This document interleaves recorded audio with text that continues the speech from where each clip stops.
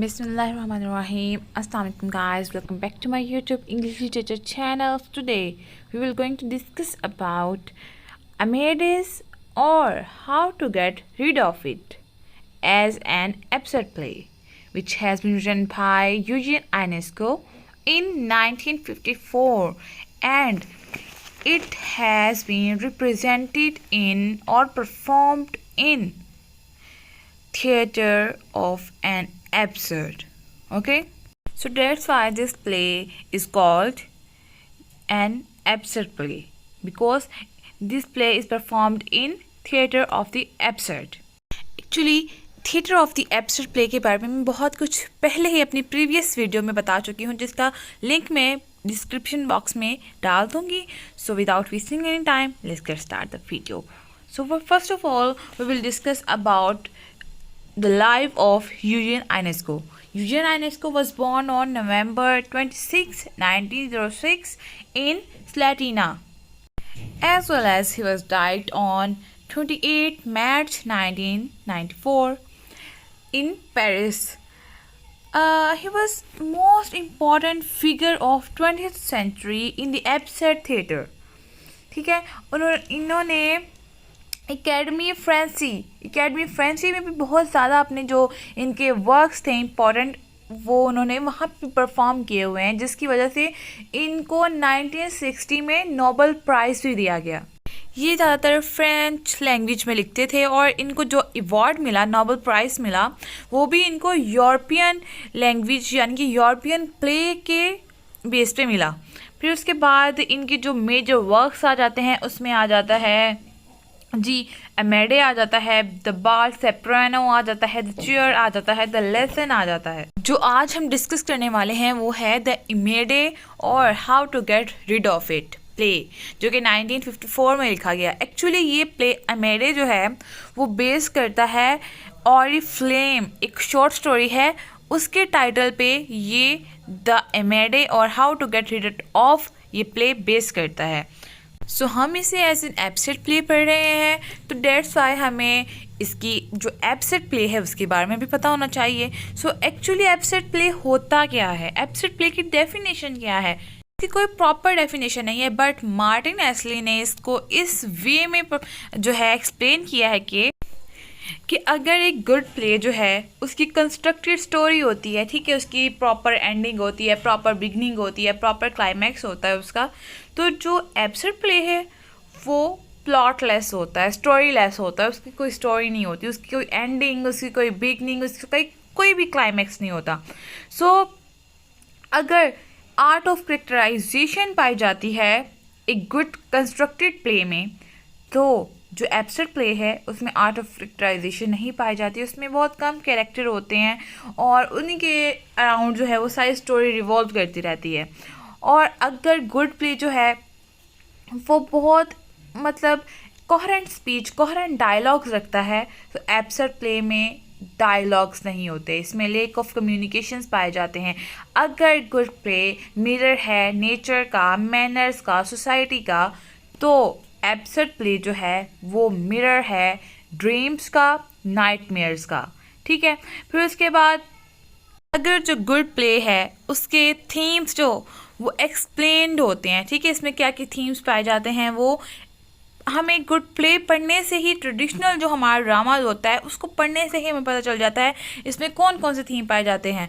लेकिन जो absurd play होता है उसको पढ़ने से हमें कुछ नहीं पता चलता कि इसमें थीम्स क्या पाए जाते हैं. ठीक है, उनके अनएक्सप्लेन्ड जो थीम्स होते हैं वो इसमें पाए जाते हैं. इसमें बहुत ज़्यादा रेपिटेशंस पाई जाती है, लेक ऑफ कम्युनिकेशंस पाई जाती है, इसमें बहुत बोर लैंग्वेज यूज़ होती तो आम रूटीन की लैंग्वेज है, ठीक है, उसमें बातें भी करते हैं, आम अल्फाजों में बातें भी की जाती हैं, लेकिन उसमें उसकी उस नॉर्मल लैंग्वेज के अंदर हिडन मीनिंग छुपे होते हैं, जो कि लेक ऑफ एक्शन की वजह से जो हमारे ऑडियंस है वो इंटरेस्ट नहीं लेते उनके हिडन मीनिंग्स को जो है रिवील करने में, एक्सपोज करने में. सो डेट्स वाई जो एब्सर्ड प्ले है वो ट्रेडिशनल प्ले से बिल्कुल मुख्तलिफ है, क्योंकि ये एक बोर कॉमिक प्ले होता है और जो ट्रेडिशनल प्ले होता है वो एक मीनिंगफुल प्ले होता है, उसमें कोई मीनिंग होता है, उसमें लाइफ का, उस प्ले का, उसके थीम्स का, उसके कैरेक्टर्स का कोई थीम जो है वो मीनिंग होता है। लेकिन इसमें जितने भी एलिमेंट्स पाए जाते हैं वो सारे मीनिंगलेसनेस शो करवाते हैं। सो जो मीनिंगलेस प्ले होता है वो एब्सर्ड प्ले कहलाया जाता है। सो हम इसकी कुछ कैरेक्टरिस्टिक्स के बारे में बात कर लेते हैं।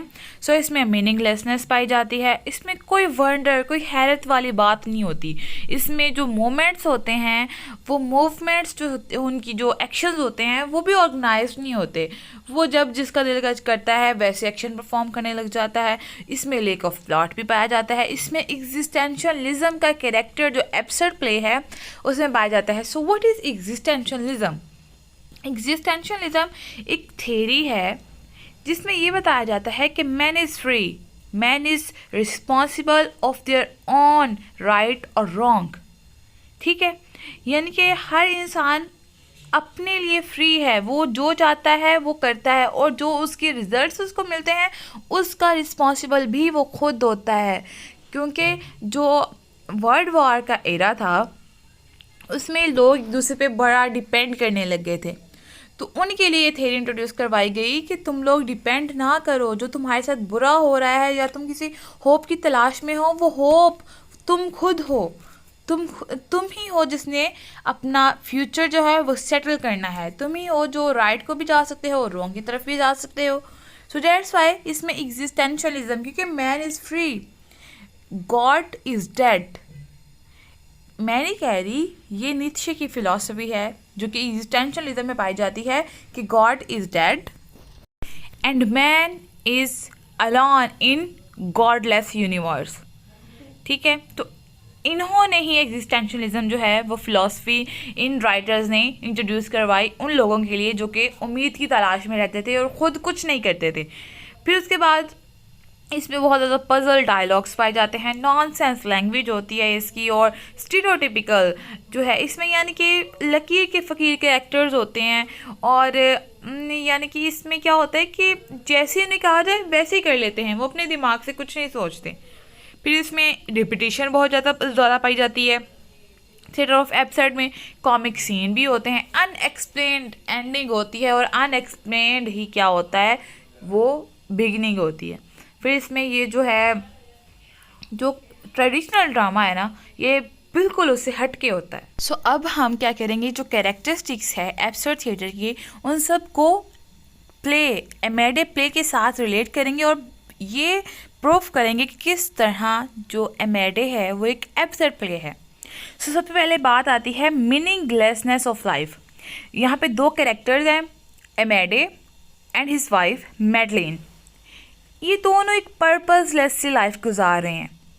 इनको पता है कि इनके अपार्टमेंट के दूसरे रूम में एक डेड बॉडी है, लेकिन नो वंडर इनको कोई हैरानगी ही नहीं होती कि हमारी लाइफ है और उसके बारे में परेशान हैं ये, लेकिन सीरियस नहीं है। ठीक है, ये सोचते नहीं है, इनको पता ही नहीं है कि इन्होंने उस लाश के साथ क्या करना है, वो लाश यहाँ पे क्यों है, वो इन्हीं के अपार्टमेंट में क्यों है, किसी और के घर में क्यों नहीं है। इनको ये श्योर भी नहीं है। इसकी वाइफ कहती है कि शायद मेरे लवर की लाश है, ये मेरी डेड बॉडी जो है वो मेरे लवर की है, वो मुझसे मिलने आया होगा, मैडे ने उसको कत्ल कर दिया होगा, उसका मर्डर कर दिया होगा, तो वो लाश जो है वो हमारे अपार्टमेंट में छुपा दी होगी, तो ये उसकी लाश होगी। लेकिन नो श्योरिटी, यहाँ पे कोई श्योरिटी नहीं है, बिकॉज ये एक एब्सर्ड प्ले है। और यहाँ पे लेक ऑफ कम्युनिकेशन नज़र आ रही है कि एमेडे को भी नहीं पता ये किसकी लाश है, और जो मैडलिन है वो भी अपने ही माइंड में सोची जा रही है कि शायद ये मेरे लवर की लाश हो और एमेडे ने उसको मार दिया हो, लेकिन दोनों इस बारे में आपस में बात नहीं करते। ठीक है, यहाँ पे हमारी फुलफिल क्या हो रही है, मीनिंगलेस भी फुलफिल हो रहा है, नो वंडर भी फुलफिल हो रही है, एज वेल एज इसमें हमारी लेक ऑफ कम्युनिकेशन जो है उसकी रिक्वायरमेंट भी फुलफिल हो रही है। फिर उसके बाद ही आपस में बात करते हैं अजीब से डायलॉग्स में। यानी कि ये कोई आपस में क्लियर कट बात नहीं करते, इनके डायलॉग्स जो होते हैं वो इनकोहेरेंट होते हैं, ठीक है। यानी कि जैसे मैडलिन आती है, वो कहती है कि Amédée how to get rid of it, how to get rid of it, कैसे हम इसको करें, कैसे हम इसको फेंकें, किधर एमेडे क्या करें क्या करें। रिपीट, एक ही डायलॉग रिपीट करती है, how Amédée how to get rid of it, how to get rid of it. तो एमेडे को सोचने का मौका नहीं देती। फिर एमेडे इसको कहता है कि अब इसके साथ क्या किया जाए। तो मैडलिन कहती है ऐसे करते हैं, इसको रिवर में फेंक देते हैं, तो इस तरह हमारी इससे जान छूट जाएगी। तो यहाँ पे हमारा lack of repetition, puzzled dialogues as well as stereotypical, यानी कि लकीर के फ़कीर के जैसे उनसे कहा जाए वैसे करते हैं, उनका कोई खुद का दिमाग नहीं होता कि वो क्या करें, ठीक है। फिर यहाँ पे वो नॉनसेंस लैंग्वेज यूज़ करते हैं आपस में बात करने के लिए, इस जो है डेड बॉडी से रिलेटेड, कि इसको कैसे दूर किया जाए, ये तुमने मारा, वो कहते तुमने मारा, हालांकि किसी को क्लियर पता ही नहीं है कि ये किसने मारा, ये कौन है, किसी को नहीं क्लियर कट पता। फिर उसके बाद वो क्या करता है एमेडे, उसकी लाश इतनी बड़ी हो जाती है। इस पूरी समरी जो है एमेडे की मैं अपनी प्रीवियस लेक्चर में डिस्कस कर चुकी हूँ, तो अगर आप चाहें तो आप वहाँ पे जाके इसको देख सकते हैं। सो इसको नहीं पता होता कि अब इसके साथ क्या करना है। जैसे इसकी वाइफ कहती है इसको जो है फेंक आओ रिवर में, तो ऐसे ड्रैग करना स्टार्ट हो जाए, और ये लाश इस कदर बड़ी होती है कि इसको उठाना नामुमकिन होता है, इसको रैप करना भी नामुमकिन होता है। तो ये क्या करता है, इसको ऐसे ही ड्रैग करना स्टार्ट कर देता है, सीढ़ियों से ड्रैग करता करता लेके आता है, रोड पे ले आता है। और ये सारा सीन ड्रैगिंग का, ये एक कॉमिक सीन जो है वो इंट्रोड्यूस होता है यहाँ पे, कि किस तरह एक कॉमिक एलिमेंट यहाँ पे शो करवाया जाता है कि किस तरह वो ड्रैग करके लेके आ रहा है, इतनी मुश्किल से वो ड्रैग करके लेके आ रहा है, लेकिन किसी सोसाइटी में किसी भी बंदे को इन्वॉल्व नहीं करता, किसी से हेल्प नहीं मांगता। यानी कि यहाँ पे हमारा ये भी फुलफिल हो रहा है कि जो एब्सर्ड प्ले के कैरेक्टर होते हैं वो सोसाइटी से, वो आउटवर्ड साइड जो होती है उससे बिल्कुल ला इलम होते हैं, ठीक है।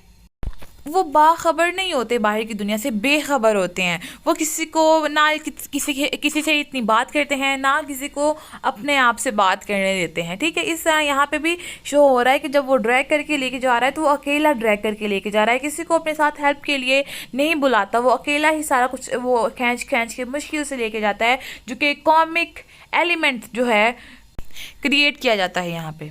फिर उसके बाद इसकी जब ये ड्रैग करके ले जाता है, तो जब जो डेड बॉडी है उसको फेंकने लगता है, तो डेड बॉडी इस कदर बड़ी होती है कि एमेडे की जो लेग है उसके अंदर स्टक हो जाती है। डेड बॉडी के लेग पे शायद किसी पार्ट ऑफ बॉडी में स्टक हो जाती है, तो एमेडे भी उसके ऊपर गिर जाता है और वो भी ड्राउन हो जाता है उस रिवर में। तो ये सिर्फ यहाँ तक ये स्टोरी ख़त्म हो जाती है। उसके बाद क्या हुआ, नो वन नोज। यानी कि यहाँ पे अनएक्सप्लेन्ड एंडिंग का भी जो एलिमेंट है वो फुलफिल हो रहा है। इसमें कोई मॉरल लेसन नहीं है, कुछ भी जो है ऐसा सीखने को नहीं मिला, और एब्सर्ड मीनिंगलेस है ये सारा कुछ। एब्सर्ड प्ले भी एक मॉरल लेसन नहीं होता उसमें अनएक्सप्लेन्ड एंडिंग होती है, और कुछ भी उसको सीखने से नहीं मिलता, क्योंकि ये आफ्टर वर्ल्ड वॉर 2 लिखा गया और यहाँ पे इफ़ेक्ट्स दिखाए गए हैं वर्ल्ड वॉर के ह्यूमन साइकी पे, कि इंसान के पास कुछ करने को नहीं था, उसकी लाइफ पर्पसलेस लाइफ थी, और उनके जो एलिमेंट्स थे, इवेंट्स थे, वो भी पर्पसलेस ही होते थे।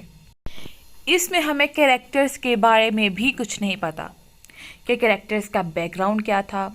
क्या पता अगर वो हमें बैकग्राउंड पता चल जाता तो हम इस कैरेक्टर, इस डेड बॉडी के बारे में भी पता लगा लेते कि वो एक्चुअली है कौन, क्या था, कौन था, किस तरह यहाँ पे आया।